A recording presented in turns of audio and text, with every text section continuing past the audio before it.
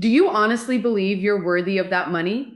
That entire trust fund is Harriet's now. She's always been more deserving than you. Those venomous words spilled from Brenda's mouth during an unexpected phone call that felt like a punch to my gut. I clutched the edge of the wobbly desk in my hotel room, trying to steady my breathing as Brenda's implications sank in.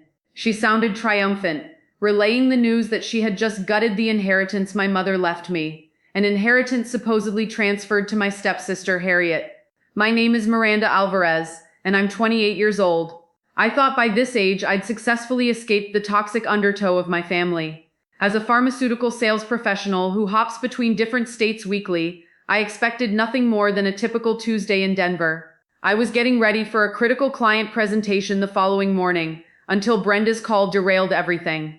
Have a nice day, I replied, forcing myself to keep my tone neutral, masking the torrent of fury swirling within me. Even through the phone, I could sense her surprise at my composure. She had probably anticipated tears or a desperate plea for mercy. Yet all she received was this tempest of silence hidden behind a calm voice. Is that really all you have to say? Brenda pressed, her obvious frustration crackling down the line. Harriet needs the trust fund for her upcoming wedding and to cover the new home she's buying. You'd just pour it down the drain with your worthless career anyway. I clenched my free hand, remembering with bittersweet nostalgia the vision my mother had for me. She'd passed when I was 16, lung cancer stealing her away far too soon, but not before constructing a successful consulting business from nothing. She named me in her trust, ensuring I'd have both the financial reserves and freedom to chase my own ambitions. Brenda, who married my father 2 years after Mom died, had prowled around that inheritance from the moment she entered our household. Anything else you'd like to add? I asked, my voice carefully even. She fell oddly quiet. There was clearly more she wanted to say, but I suspected she was disappointed she couldn't needle me into an emotional meltdown. But Brenda was in for a shock. 6 months back, I'd consulted Mr. Edwards, my mother's old attorney, after he caught wind of suspicious inquiries Brenda had made about my trust. We fortified all legal channels, making unauthorized access nearly impossible. Not only that, any attempt at financial tampering would become fully prosecutable. Brenda, so consumed by her power plays, remained blissfully unaware. To my surprise, she tried one last jab. You really are a disappointment. Harriet deserves this far more than you ever did. I allowed a brief silence, then ended the call. For several seconds, my mind raced, but another part of me stayed oddly calm, remembering that I had proof of everything. Sometimes when people believe their manipulations are unstoppable, they get sloppy. Brenda's brazen attempt was about to backfire spectacularly, and she didn't even see it coming. Before I could lose resolve, I dialed Mr. Edwards. No matter how many times I recounted my history with Brenda, I still felt a leaden weight in my chest. Living with her after my mother died was like walking barefoot on shattered glass. Every step threatened fresh pain. Yet each scar she left had also toughened me, preparing me for a moment like this. Even if it had taken years, this was the chance to defend what my mother intended for me. That trust fund was more than numbers on a bank statement. It was a reminder of who she'd been, and the alternative future she wanted me to have. A future Brenda had tried to snatch away. It all started more than a decade ago when I was 16 and my mother passed. For weeks our home was weighed down by grief, an ever-present ache in every hallway and every photograph on the mantel. My father Gregory looked hollowed out by sorrow but was desperate not to remain alone. Barely 2 years later he remarried. And that's how Brendan and Harriet entered our lives, presenting themselves as a mother-daughter duo that initially seemed sweet enough, at least on the surface. But beneath that veneer simmered resentments and agendas. My mother's business had flourished. She was well respected in pharmaceutical consulting circles. It had taken her years of sweat and tears to build her enterprise from nothing, eventually ensuring there'd be a trust for me, her only child. By the time Brenda arrived, I had a college scholarship waiting, a modest car paid for by the business, and a trust for future use if I ever needed it. Brenda saw that trust as a golden ticket. She'd rhapsodize about family unity whenever she talked to me, but her eyes glinted whenever my mother's business and inheritance came up, as though she were counting the hours until it became hers. At the time, I was too numb from losing my mother to foresee the elaborate schemes that might be brewing behind her forced sympathy. When Harriet was 13 and I was nearing 18, the tension in our home was already suffocating. Harriet was spotlighted as the perfect daughter, while I, an actual high achiever, was accused of not being grateful enough. Any sparkle of success Harriet produced, winning a local teen art contest, or passing an exam, received lavish praise from Brenda, who made sure my father showered Harriet with gifts. Meanwhile, I felt overshadowed and emotionally isolated. There was a moment I'll never forget. My business school acceptance letter arrived. And on the same day, Harriet twisted her ankle in a trivial soccer mishap. My acceptance letter sat on the dining table, unacknowledged, while Harriet's tiny sprain consumed the household's attention. That microcosm foreshadowed what was to come. Brenda intent on centering Harriet's needs, spinning the narrative that I was an entitled child who didn't deserve the advantages my biological mom had earned. But the real rupture happened at my college graduation. I had graduated near the top of my class, an achievement I was proud of, accomplished through many late nights of studying, part-time jobs, and personal discipline. I'd phoned my father weeks in advance, hoping he might attend. Yet Brenda convinced him Harriet needed comforting after a spat with a friend, so he missed it. I stood there during the ceremony, scanning the crowd for his face, only to realize neither he nor Brenda found it significant enough to show up. That day I finally accepted the harsh truth. If I stayed in that house and in that dynamic, I'd be perpetually overshadowed. I moved out the next morning, renting a tiny apartment near campus, and diving headfirst into my new job in pharmaceutical sales. Life on the road was demanding, but I relished the freedom. The trust fund lay untouched, partly because I was determined to succeed on my own terms, and partly because Brenda's manipulations paralyzed every attempt I made to access it. She always seemed to pop up, phone calls and passive-aggressive remarks reminding me that, we're all family now, you don't need so much money. 6 months ago I got a cryptic message from Mr. Edwards, who had represented my mother's estate. He'd uncovered unusual inquiries from someone using my father's name and personal details. One look at the pattern, and we both knew who was behind it. Brenda was gearing up for a major push at the trust fund, most likely trying to drain it.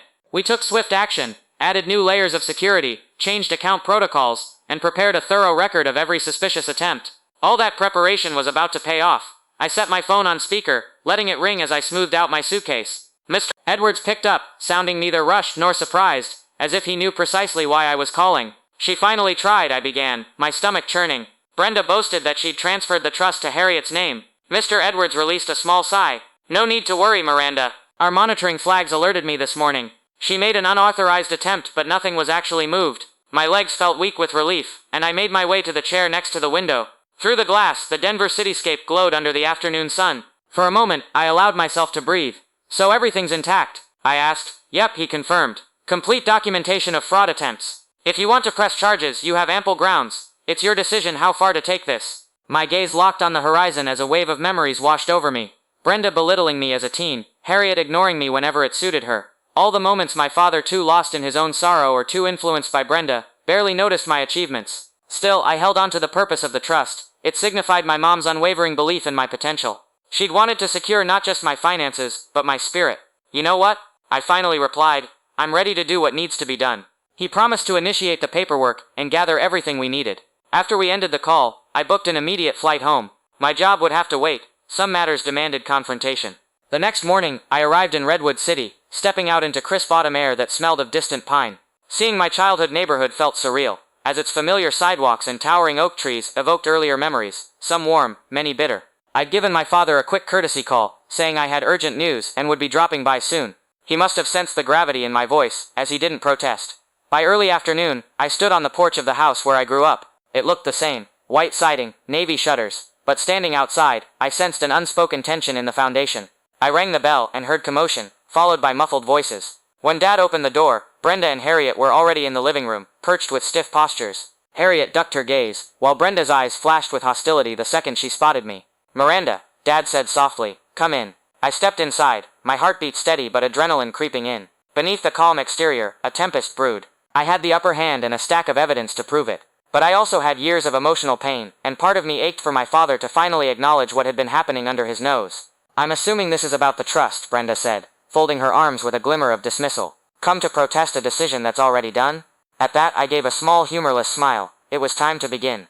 To be continued. I stepped fully into the room and surveyed all three of them. Dad standing near the couch with an anxious tilt to his chin, Harriet perched stiffly in the armchair, Brenda glaring from a corner like a cornered cat. They seemed braced for a tirade, as though expecting me to lunge in with tears or screams. Instead, I quietly closed the front door, letting the distinct click reverberate through the silence. Brenda quotes impatience spilled over first. We don't have all day, Miranda, she said, feigning disinterest yet unable to hide the flicker of worry in her eyes. If your complaint is that Harriet deserves what's been transferred, you can take that up with the bank. Without looking at her, I reached into my bag and withdrew a slim folder. Dad's gaze narrowed. What's that? He asked, voice tense with an undercurrent of dread. I stroked the edge of the folder. Just paperwork I want to show you, but before we go through it, I need to know something. I paused, meeting Dad's eyes directly. Have you ever authorized Brenda to withdraw from my trust, or alter the terms your first wife left for me? No, he answered at once, startled. Your mother's will was very clear. Is something going on? My heart twisted at his genuine confusion. While I held anger toward him for letting Brenda walk all over us, I recognized he might truly have had no idea.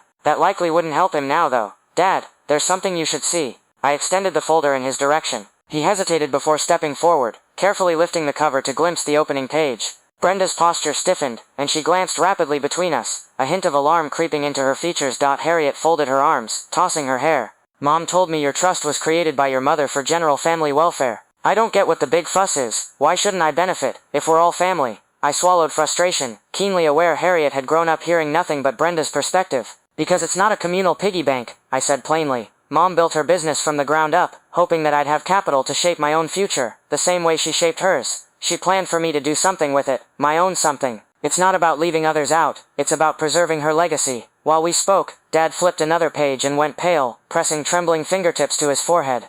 I see documents here. Dates, signatures I know I never gave. He turned abruptly to Brenda, but she refused to meet his gaze. Harriet got to her feet, voice rising. Stop. None of this matters. It's just money. Mom said you were so well off you'd never miss it. She said you'd cheat me if I waited around, so I might as well take my fair share. That stung, but I refrained from snapping back. Instead, I closed my eyes for a moment. Harriet, do you really believe I'd rob you of anything you'd rightfully earned? You've been fed these lines since you were a kid. Meanwhile, you've never seen the nights I spent working through classes to keep scholarships or the client rejections I've dealt with in my sales career. None of it was ever handed to me. Brenda took a ferocious step forward. Enough. Her voice came out strained, a harsh sound that crackled with frustration. Miranda, you are blowing this out of proportion. Maybe your father just forgot a conversation we had. Maybe if you hadn't run off the second you got a diploma. Don't twist this, I cut in, calmer than I felt. I've traveled for work, not run from my responsibilities, and I never touched that trust, precisely because I was waiting for the right time to do what exactly? Brenda challenged, her eyes shining with a defiance that hinted she sensed real danger.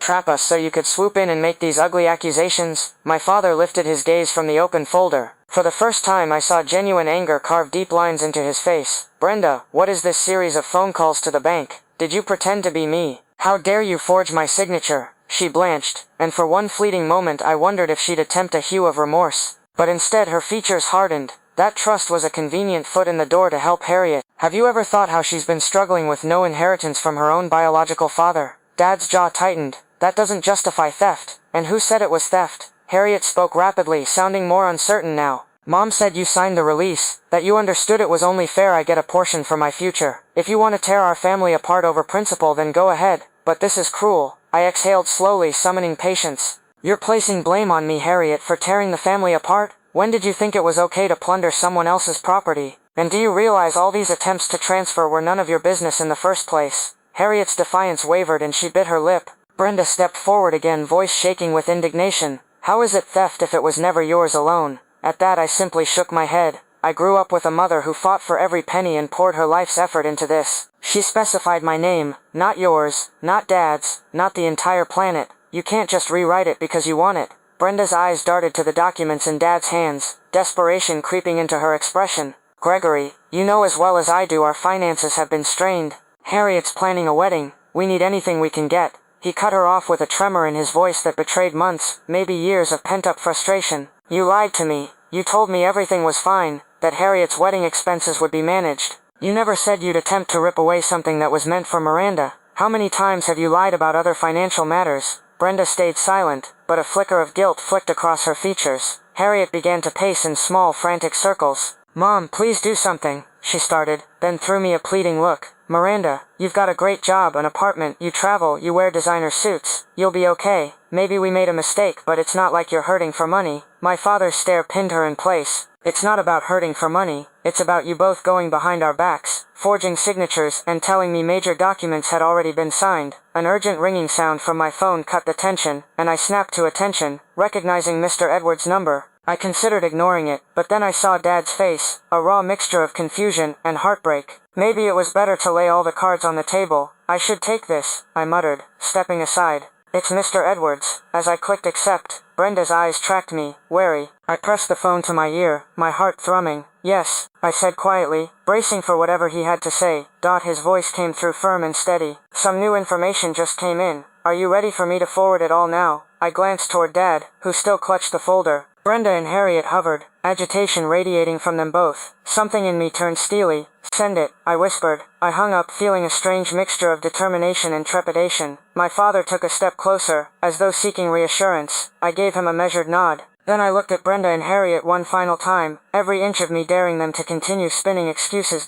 In that instant, my phone chimed again. Mr. Edwards had just emailed the additional documents. Dad's gaze flickered, and I passed the phone his way. When he read the first lines, his face fell in disbelief. I could practically hear the air shift, a hush descending like an oncoming storm's final calm. My fingertips felt cold as I waited for him to speak, already sensing that the worst revelations might still be ahead. Dad scrolled through the newly arrived email, his eyebrows knitting in confusion, then curving into disbelief. He turned the phone toward me, but I only glimpsed the official heading, and a few phrases about further unauthorized activity, before he lowered it again. The silence spanned on, growing thick with everyone's tension. "Brenda," he said at last, his voice trembling, "I see even more bank logs here, dates and amounts that you apparently siphoned from my personal account, transfers I sure never approved." Her expression froze. "That's ridiculous. There must be an error. Maybe your memory. A mistake," Dad exclaimed, voice hoarse. "Every transaction is documented to the cent. They match the forged signatures in those trust accounts, and some of them reach back nearly 3 years." His eyes darted to Harriet,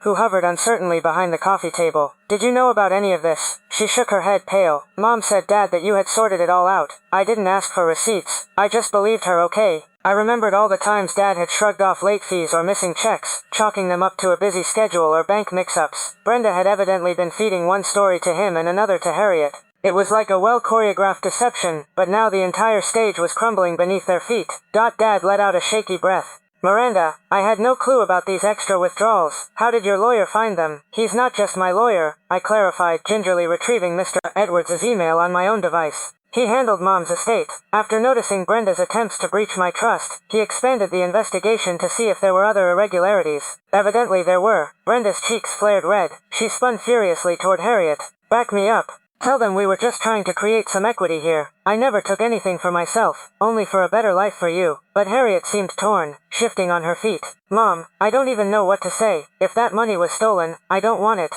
She broke off, tears welling. "You told me we deserved it, that Miranda was hoarding thousands of dollars out of pure greed." I bit back a wave of anger, reminding myself Harriet was caught in the undertow of her mother's manipulations. Stepping forward, I softened my tone. "Harriet, I'd never let you starve or fail. This trust was set aside for me by my mom to honor her legacy and help me build something meaningful. It's not about greed. It never was." She wiped her face, nodding guiltily. I realized that now. In the hush that followed, Brenda's eyes darted from Dad to Harriet to me. She looked cornered, as though some final frantic plan might rescue her. "Gregory, listen to me. I only borrowed the money. We can pay it back. Miranda doesn't even need it all, especially now that she's successful." Dad turned away, disgust coursing through each exhaled breath. "This is beyond anything I ever imagined. How many times did you deceive me? How many times did I trust you?" Brenda's shoulders sagged at the hard edge in his voice. "You weren't exactly paying attention to our finances. I had to make decisions. If we're going to blame someone, blame yourself for ignoring what was happening in this household." Harsh words, but Dad stood unmoving, hands clenched at his sides. I expected him to lash back, but his face just reflected a deep wounded sadness. The father I remembered from childhood was gentle, often too lenient. Now, heartbreak and fury played across his features in equal measure. Quietly, I slid the folder out of his grasp, sifting through the pages until I found the letter from the bank's fraud department. "Dad, we've got something else. They've flagged multiple attempts to open lines of credit under your name and mine. Brendan used some of your details and tried forging mine as well. The bank was about to press charges on both your behalf and mine." He winced, glancing at Brenda again. "And you said we only needed a little help for Harriet. What is this?" She pressed her lips together in a bitter line. "Everything I did was because you've always spoiled Miranda. You both act like she's some perfect angel. Meanwhile, Harriet had no father to rely on. I was forced to even the scales." Dad glanced at me, sorrow deepening in his eyes. "But snooping, forging, funneling money behind my back, this isn't how any of us should act. If you'd just come to me, maybe we could have found a civilized solution." Brenda let out a cutting laugh.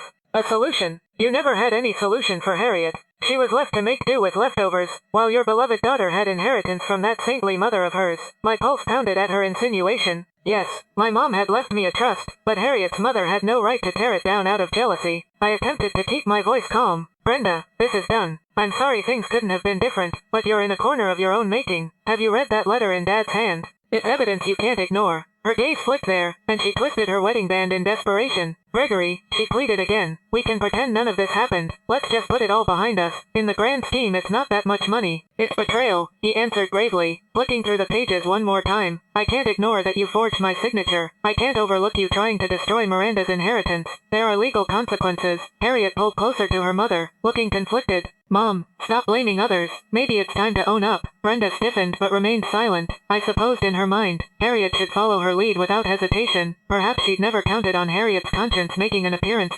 Suddenly, Dad cleared his throat. Miranda, I need a minute alone with Brenda and Harriet, or if you'd rather. No, Brenda snarled. If you're about to throw me under the bus, she should hear it. Let's get this over with. My father's lips parted, but no sound emerged. At last he threw a sharp glance around the living room, at the bright family photographs that lingered from better days or illusions of them. I'm not sure what the next step is, he admitted, but something has to change. You gave me no choice. Brenda looked like she wanted to argue, but Harriet's gentle touch on her arm made her hesitate. The younger woman whispered something I couldn't hear, but it seemed to deflate Brenda's anger. A flicker of tension left her shoulders, though resentment still radiated through her glare. I exhaled. The tide of conflict in the room had receded slightly, but a new surge was coming. On the table in front of us lay the truth. Pages of incriminating records, digital footprints, and a clear sign of how far Brenda had gone to get her way. Everything was laid bare at last. In the heavy silence I could practically see the lines being drawn. Part of me wanted to walk out of that room and never look back, but another part, the one that remembered my mother's resolute guidance, reminded me, this problem needed more than a hasty exit.